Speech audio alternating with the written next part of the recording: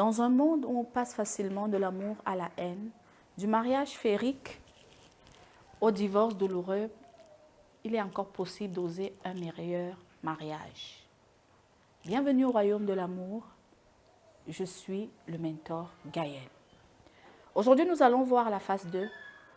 La phase 2 qui est l'exode. Parce qu'il faut le rappeler, nous nous basons sur l'écriture sainte. L'exode, c'est quoi? C'est le déplacement des enfants d'Israël vers la terre promise. Vous avez réfléchi ensemble, ton mari t'a accepté, vous avez la même vision, vous avez le même itinéraire, vous avez le même langage. Alors, vous vous déplacez, ça veut dire que vous allez aller habiter ensemble. Vous commencez déjà à faire des projets pour vous installer. Mais avant ça,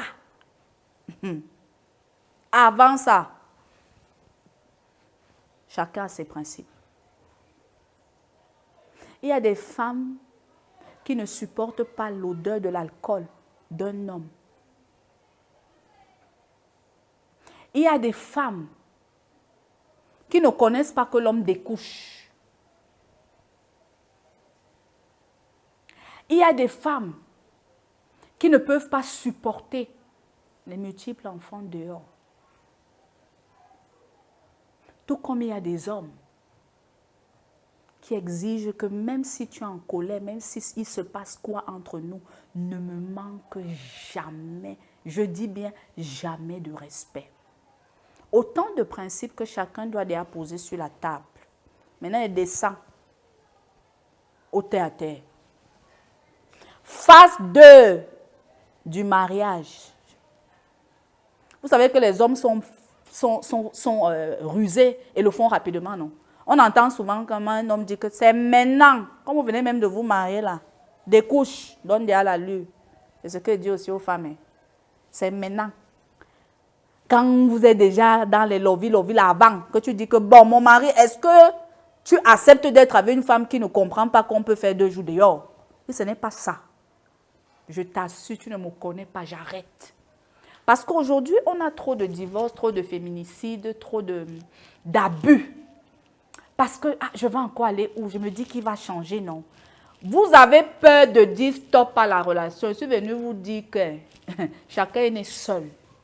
Quand vous avez voté, c'est un peu comme quand vous faites un contrat avec une marque. Quand vous êtes égérie d'une marque ou d'une assurance, les 2 parties doivent respecter les clauses. Une partie ne respecte pas les clauses, partez. Je disais à une dame dernièrement que parmi les langages de l'amour, il y en a 5. Il y a les paroles valorisantes, c'est-à-dire les gens qui aiment les mots valorisants. Il a remarqué que je me suis bien coiffée. Il est venu quand j'ai fait ma soutenance, il était content, il m'a embrassée. Ça me booste et ça me prouve qu'il m'aime. Et il y a des gens, lui, ce n'est pas les paroles valorisantes. Lui, il aime les services rendus. Les services rendus, ça veut dire quoi? Aide-moi quand c'est utile. Il savait que ma mère était malade, j'étais au travail. Il a amené ma mère à l'hôpital, il a hospitalisé ma mère. Aïe, ça m'a touchée. Il y a des femmes qui disent, mon mari, le frigo, mon mari fait le marché, le frigo est plein. Quand le frigo finit, quand le congélateur se vide, je ne lui dis pas. Mon mari part.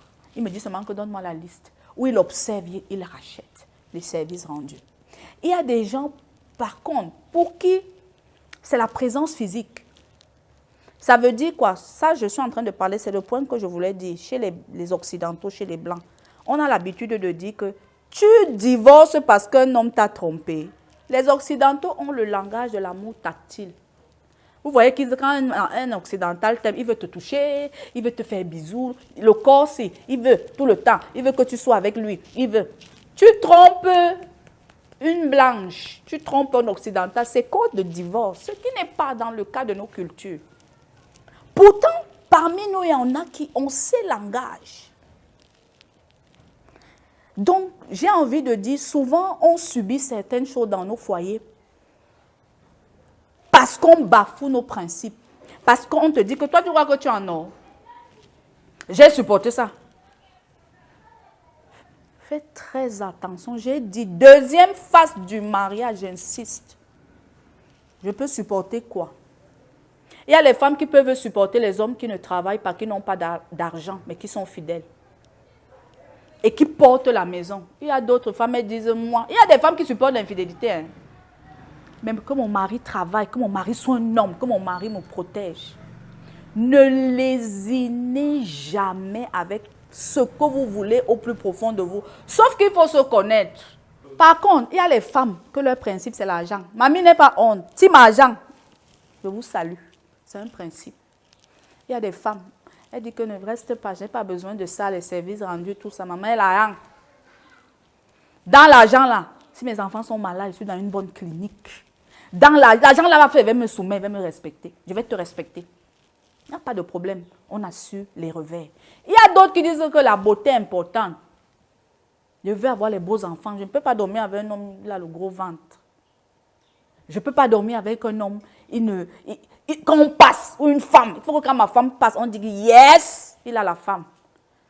C'est aussi les conséquences qu'on peut la draguette zap aussi. S'il n'y a pas eu la première étape que j'ai dit, de l'entente commune. Donc ici, ce que je veux dire dans la phase 2, c'est que chacun a ses principes et je ne banalise aucun principe des gens parce qu'on est divers. On n'est pas pareil. Rassurez-vous de bien vous connaître et dites-vous, moi, qu'est-ce qui est prioritaire pour moi? Avec quoi il ne m'en sort pas si un homme ne me donne pas ça? Dites-vous ça, c'est très important. Pour une autre femme, avec quoi est-ce que ça ne passe pas? Si c'est ça, et que chacun met son tampon, lui aussi va vous dire ça part. Chacun met marché conclu, oui, c'est bon. Vous avez respecté la deuxième phase du mariage. N'ayez plus honte si vous aimez l'argent. N'ayez pas honte si vous aimez le sexe. Il y a des femmes qui disent si on les satisfait pour lui ou des hommes, ils ne peuvent pas. C'est ton principe. Hein. C'est un langage de l'amour. Je venais de parler de ça. Donc, retrouvez-vous. Et c'est important cette phase qu'on appelle les principes ou l'exode. Pour dire, l'exode, c'est le déplacement, l'exploration. Connaissez-vous, hein? Ne sois pas, ah, moi je sortais avec les grands parce que tu marches avec tes amis. Est-ce que c'est toi? Est-ce que tu ne sortais pas avec les types d'hommes, de personnes avec qui tu marchais? Est-ce que tu n'as pas épousé la femme ou l'homme de ta famille? Toi, tu veux quoi? Pourvu que tu assumes. Et que, je répète, là, voilà là où le bas blesse. Les mariages s'effondrent. Les mariages se passent mal parce que quand donc l'une des parties viole la clause, il n'y a pas de réaction. Il faut la réaction. Hein. Tu fais quoi quand il viole? Où sont les avertissements? Où sont les châtiments? Où sont les bouderies? Où sont les sanctions? Où sont les... Je te donne encore une semaine pour réfléchir si tu veux vraiment voir, si tu veux vraiment passer le reste de ta vie avec moi. On ne sanctionne pas. Comme on a encore que, ouais, ma bague brille trop, ça va venir. Erreur. J'ai dit le commencement.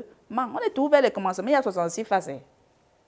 C'est maintenant qu'on implémente la charte, la direction, le calendrier, le menu qui sera respecté dans le foyer. À bon entendeur, salutez.